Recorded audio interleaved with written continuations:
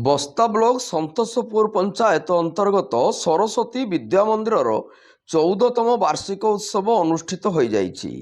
परिचालना committee सदस्य राधाकृष्ण माझी सभापतित्व में अनुष्ठित उत्सव में मुख्य अतिथि अवसरप्राप्त ब्लॉक शिक्षाधिकारी बिरंजन दास महापात्र, मुख्य वक्ता अवसरप्राप्त प्रधान शिक्षक अच्युतानंद गिरी, सम्मानित अतिथि समाजसेवी जगन्नाथ गिरी, डॉक्टर प्रदीप बेहेरा, रणजित साहू, गोपालकृष्ण महापात्र, सिद्धार्थ महंती, अभय दास प्रमुख जोगदे पिलामानंको नीतिवान संस्कारवान हेबाकू उपदेश देइथिले।